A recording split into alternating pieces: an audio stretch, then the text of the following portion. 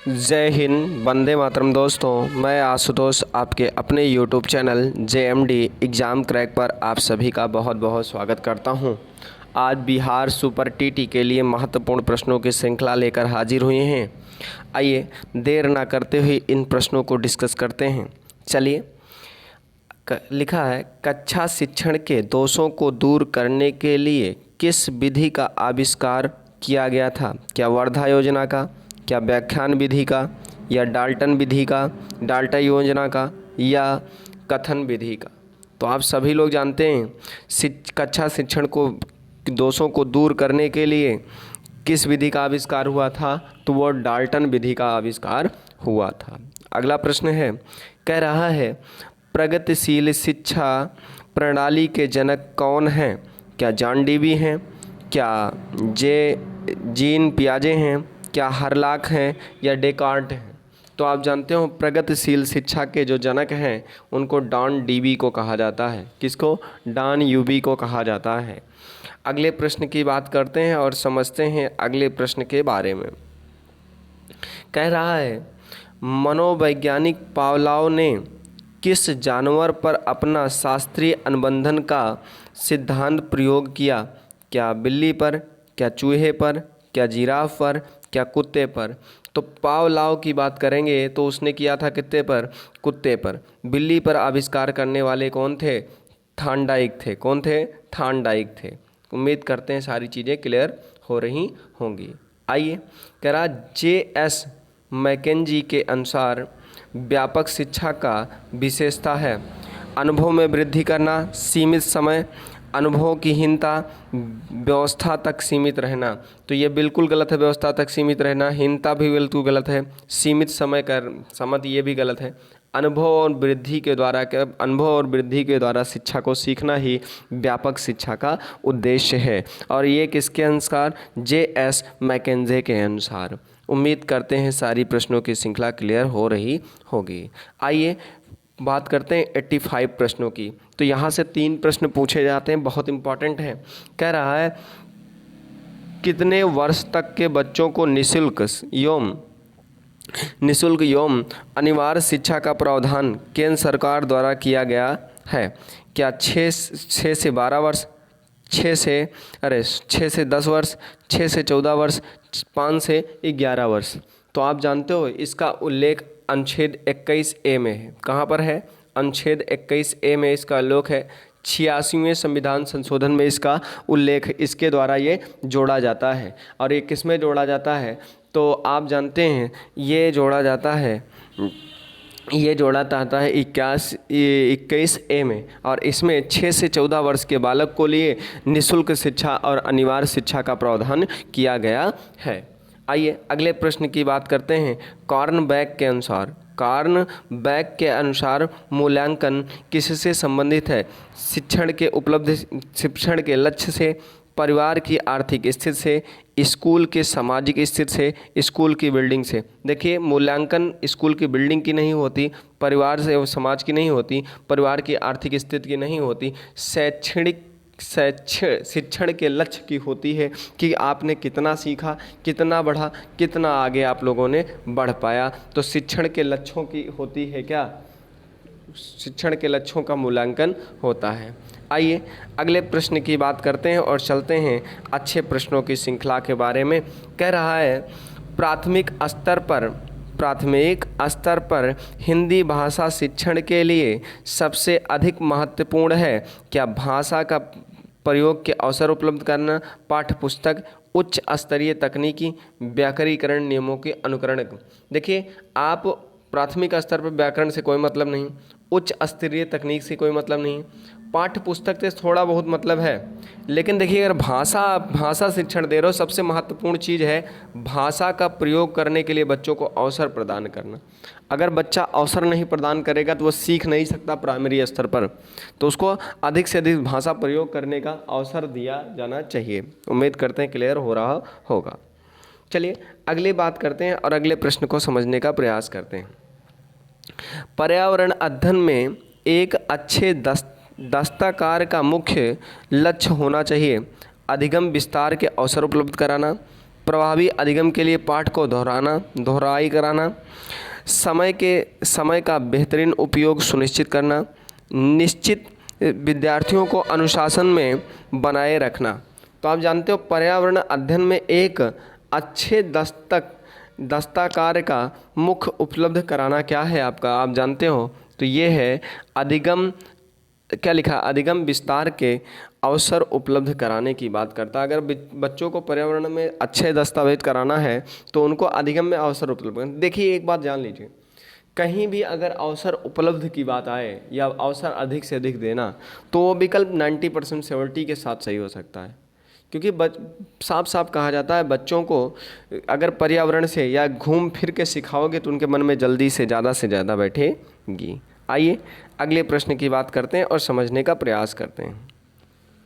कह रहा निम्नलिखित में से कौन सा सूक्ष्म गतिक कौशल का उदाहरण है? सूक्ष्म गति, लिखना, चढ़ना, कूदना, दौड़ना। देखिए सूक्ष्म गति जो धीरे से होती है, पहले आप सुनोगे फिर लिखोगे फिर उसको समझोगे फिर लिखोगे, तो यानी सूक्ष्म गति जो होती है उसमें लिखने में होती है। चढ़ने में आप चलने लगे कोई मतलब नहीं। फुदकना ये भी हो सकता है, दौड़ना भी हो सकता, नहीं हो सकता। सीधा जान लीजिए, यहाँ लिखना में आप सुनोगे फिर बोलोगे आप फिर समझोगे। अगले प्रश्न की बात करते हैं। विद्यालय प्रबंधन की एक तंत्रीय विधि के अंतर्गत विद्यालय के कितने पदाधिकारी विद्यालय की संपूर्ण नीतियों का निर्धारण करते हैं? देखिए एक तंत्रीय यानी एक तंत्रीय में केवल एक है, दो हैं, तीन है या चार है। यहाँ एक शब्द लिखा एक तंत्रीय। अगर एक तंत्रीय होगा तो केवल एक ही व्यक्ति उसमें संपूर्ण होगा जो जिम्मा लेगा, यानी इसका विकल्प नंबर 1 सही हो जाएगा। उम्मीद करते हैं क्लियर हो रहा होगा। आइए अगले प्रश्न की बात करते हैं। 91 प्रश्न के बारे में। किसके बारे में? 91 प्रश्न के बारे में। और सुपर इम्पॉर्टेंट प्रश्नों की श्रृंखला है। आपको ये प्रश्नों की श्रृंखला कैसी लग रही कमेंट करके हमें ज़रूर बताइए, क्योंकि ऐसे ही वीडियो लाने के लिए हमें प्रोत्साहन मिलता रहे। चलिए बात कर रहे हैं किसके अनुसार मनोविज्ञान व्यवहार का धनात्मक विज्ञान है। व्यवहार की बात आ गई, मनोविज्ञान को व्यवहारवाद का लाने वाला कौन था? आप सभी लोग जानते हैं। क्या टर्न था, यंग था, वुड्स था या वाटसन था? तो आप सभी लोग जानते हैं व्यवहार को मनोविज्ञान से जोड़ने वाला एक ही शख्स था, वो क्या नाम था? वाटसन था। तो यहाँ उसकी परिभाषा भी निकल के आ गई। मनोविज्ञान व्यवहार का धनात्मक विज्ञान है, इसको कहने वाला कौन था? तो वाटसन महोदय था। अगले प्रश्न की बात करते हैं। बुद्धि आधारित व्यक्तिगत भिन्नता किससे संबंधित है? मानसिक स्तर से, शारीरिक स्तर से, पारिवारिक स्तर से, इनमें से कोई नहीं। आप देखो, शरीर से नहीं हो सकती बुद्धि, पारिवारिक से, आर्थिक स्थिति से नहीं हो सकती, इनमें से कोई नहीं। तो आप मानते मानसिक स्तर के लिए ही बुद्धि का प्रयोग किया जाता है। इसका नंबर ऑप्शन नंबर ए आपका सही हो जाएगा। आइए अगले प्रश्न की बात करते हैं और समझते हैं अगले प्रश्नों की बात। करा वंचित समूह के विद्यार्थियों को समान विद्यार्थियों के साथ साथ पढ़ाना चाहिए, इसका अभिप्राय है। समावेशी शिक्षा का, विशेष शिक्षा का, अपमार्जन शिक्षा का, एकीकृत शिक्षा का। देखिए साथ साथ अगर किसी बच्चों को पढ़ाओगे तो वह समावेशी शिक्षा होती, चाहे लूला हो चाहे लंगड़ा हो। बहरा और गूंगा चल सकता है, बहरा नहीं चल सकता। तो बहरा और गूंगे के लिए दोनों के लिए अलग शिक्षा प्रावधान की जाती। बाकी विकलांग हो, कम बोल पाता हो, उसको दृष्टिबाधिता हो, कम हो, सुनता हो, तो उन सबको बच्चों को एक साथ बैठाकर पढ़ाना ही समावेशी शिक्षा कहलाता है।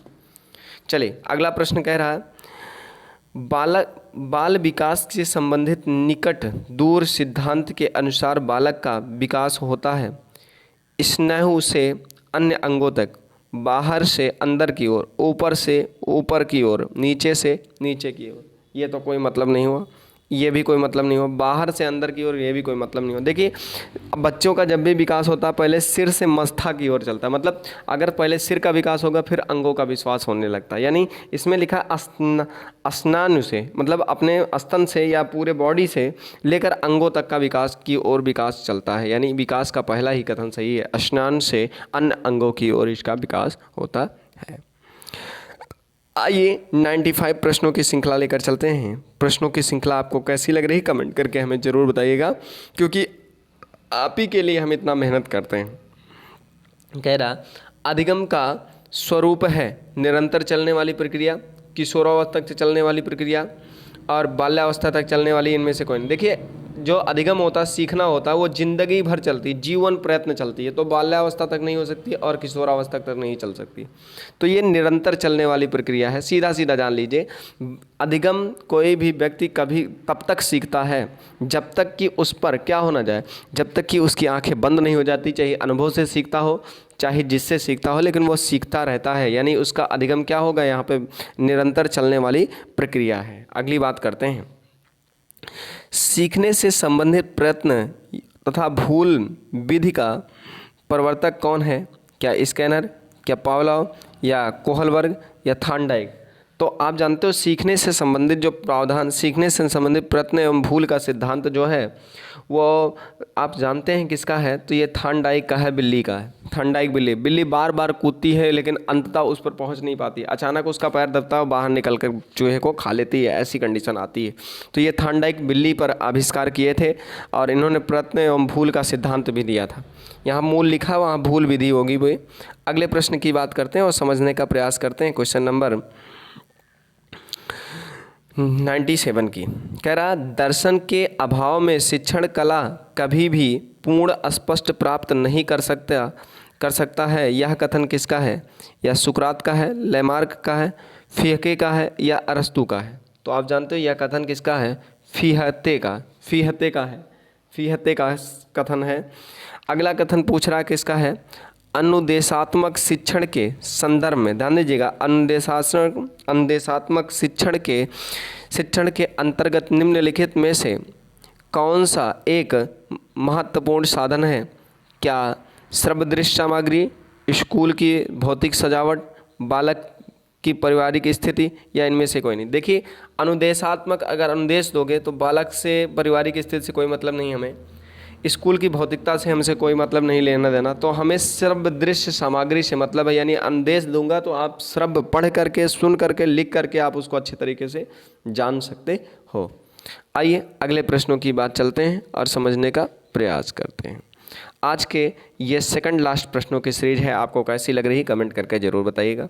कह रहा, आर टाइप अधिगम का संबंध किस सिद्धांत से है? क्या क्रिया प्रसूप सिद्धांत से या पावलोव से या थॉर्नडाइक से या इनमें से कोई नहीं? तो देखिए, आर टाइप जो सिद्धांत है वो जानते हैं क्रिया प्रसूप अनुबंधन के सिद्धांत से संबंधित है, आर टाइप और एस टाइप।